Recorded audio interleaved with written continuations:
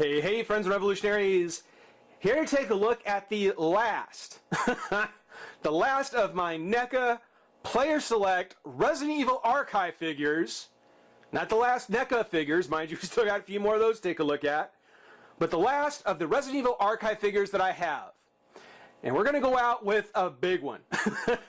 I mean, just the name tells you, the Tyrant, or just Tyrant, is going to be pretty massive. He's going to be pretty cool. You know, I gotta say, from the last video, there was some discussion as to what has happened to Resident Evil, and though I don't mind the changes they made, I will admit they are appealing to a different audience now. They're not appealing to the same group who used to play the old classic Resident Evil, and that's okay. Something where it just appeals to a different audience now. The one thing I will say though is that for the original Resident Evil, it didn't break new ground with survival horror. Those games have been around before, Seventh Guest and things like that, but it really kind of popularized it. You know, when you think survival horror, Resident Evil is always there. It's always there, and there were other games that came out, Parasite Eve, which is still a great game, especially the sequel. What is it? Silent Hill. I think Silent Hill did a great job, whereas the Tyrant really introduced the idea of the big bad boss monster. You know, I think Silent Hill 2 with Pyramid Head kind of set the bar. Resident Evil started it with the Tyrant. I think Silent Hill did a great job kind of just setting that bar. I don't think it's been reached since.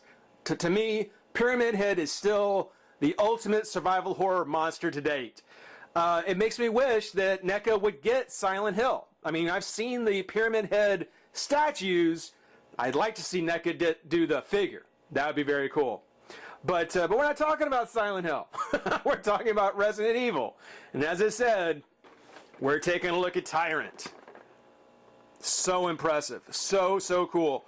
I've seen videos on him. I've read the reviews online. And of course, I've had him on my shelf for about 2 years.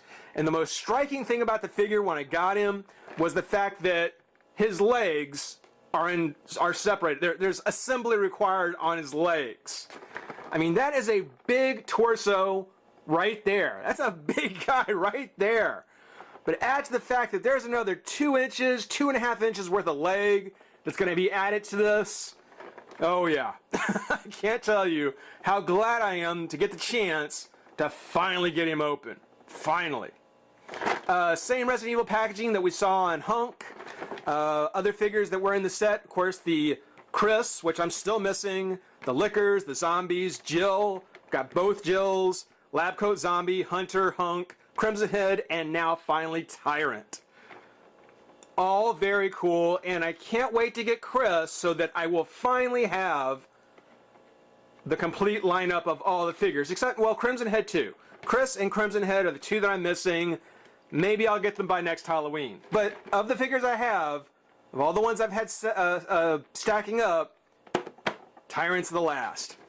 On the back, there is the very impressive picture of Tyrant, the figure. I swear, the lighting and the photography, who was it by? Paint, composer, photography, Nicole Falk. The photography on these old NECA figures, just so nicely done. I mean, it's got kind of the backdrop back there from the lab. You know, the lighting is out, so you're only getting it from the one direction. It's just an imposing monster. And he looks good. They did him well. They did good on the photo. There is Tyrant with the Capcom logo. Want to mention that. The NECA with the Player Select, Resident Evil Archive, and then his write-up. The ultimate life form made possible through the effective implementation of the T-Virus, Tyrant boasts impressive durability and battle capabilities, as well as enough brain power to obey commands. Enough. That's all it takes, is enough. Very cool. Very awesome figure. Let's take a moment. Let's pop him out of the pack. Have some fun. Be right back. Okay, just real quick with the legs here, because I wasn't sure how I was going to do this, but before I get him completely put together, I wanted to let you guys see what it's like when we get him out of the pack, just when you first get him open. Here we have the Tyrant, you know, most of them anyway, and there are his stumps for legs. Okay, here's the lower right leg, which you can see has the nub on it. And it actually pegs in. It's tricky, to be kind.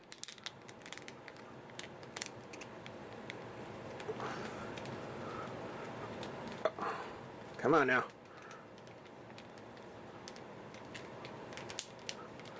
It's a pretty substantial peg, though. I don't expect it to break real easy. So there. Whoa! Oh, wow. Okay, all right, so I'm going to go ahead and I'm going to put the other leg on off camera, and I'll come back and talk about the figure. Oh, wow. But yeah, I wanted to give you guys a quick idea of what to expect to see and what's involved with his assembly, because, wow. You know what? Let me see something here. Maybe I can do this on camera. Oh, got that rubbing plastic sound. Almost as good as a click.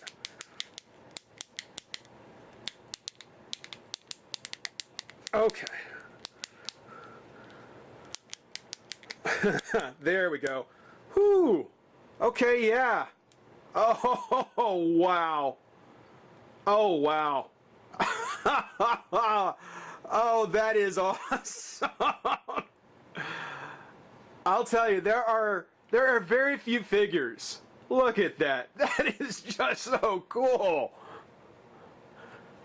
Take a look at that. Hold on just a second. Just a second to get him done just for a moment.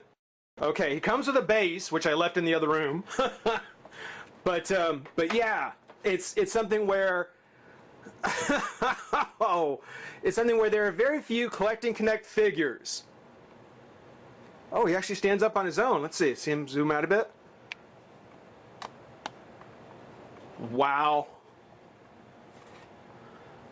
Whoa. That is so cool. There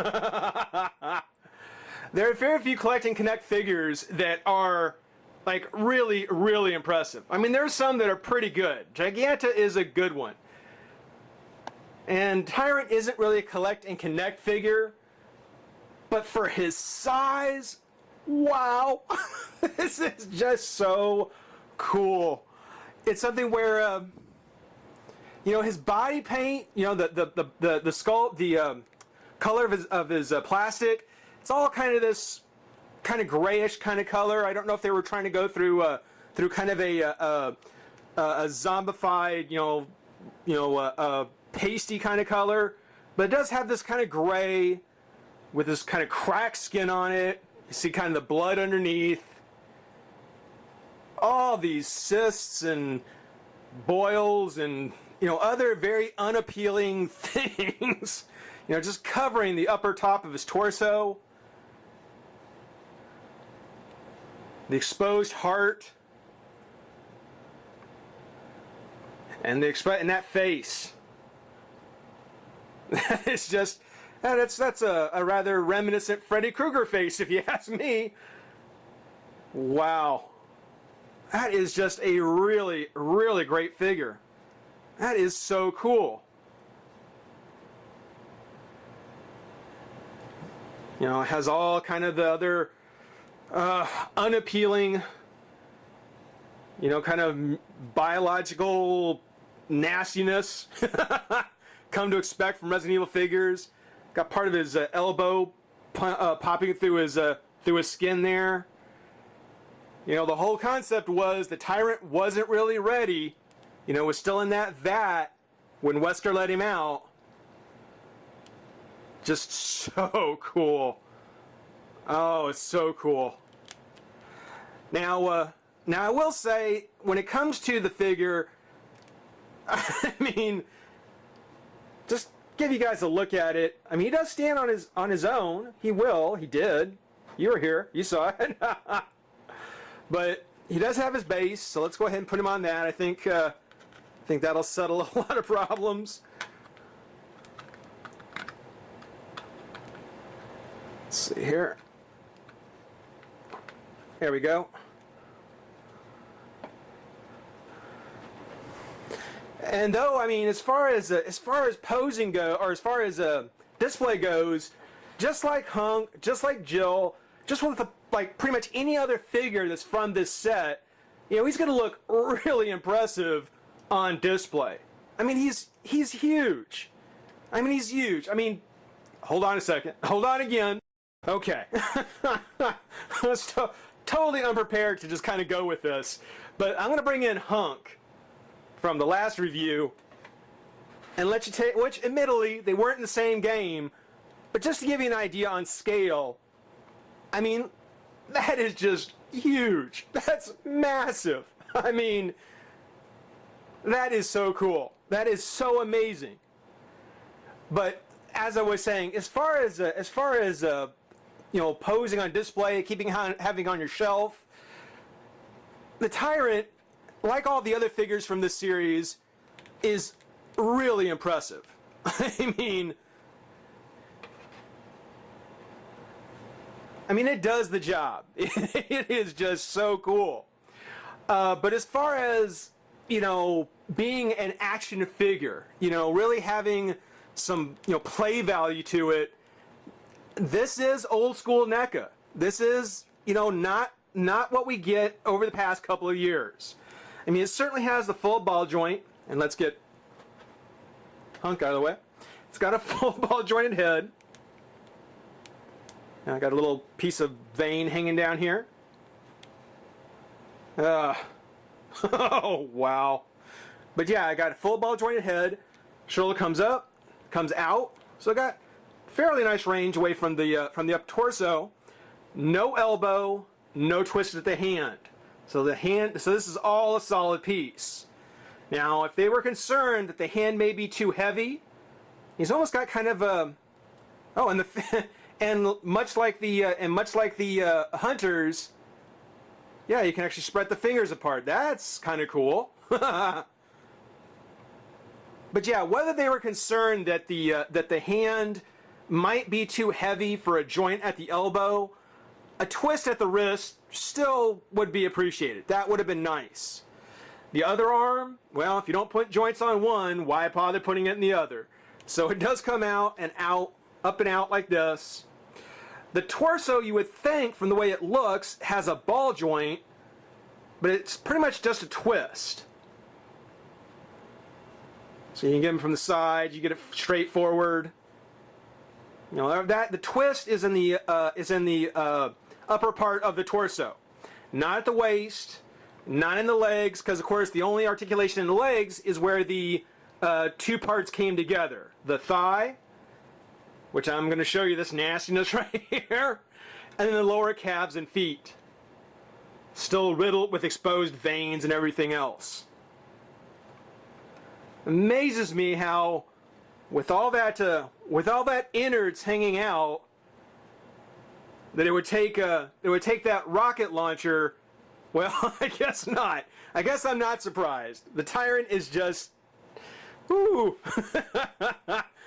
That is just one monstrous creature. He doesn't come with any accessories. His legs pretty much make up the accessories that you might expect to get. I think, as far as the Tyrant goes, the only accessory that they should have put in should have been just a generic rocket launcher. You know, the four-way rocket launcher that Jill and Chris used in the first one to take him out. I think that would have been a great accessory to throw in just to give to any of the other Resident Evil figures that you wanted to have posed with him. That would have been a great accessory. Didn't really need it. It's one of the things where, you know, for him, he is his own weapon. And like I said, the legs pretty much make up for the plastic that would have been used for the accessories.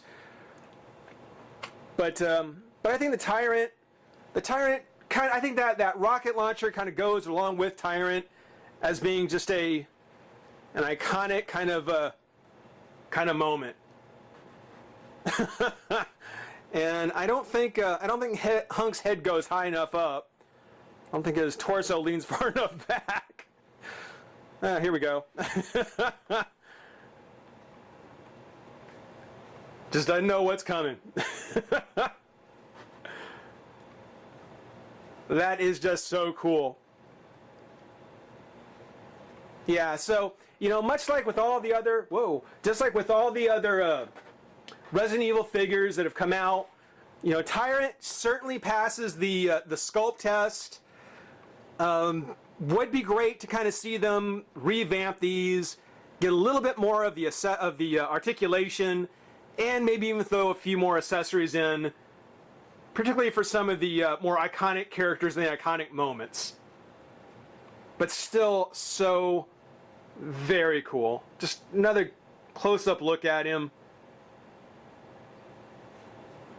Got the translucent plastic on the heart. I didn't mention that. Kind of see where it's erupting through the inside of the body.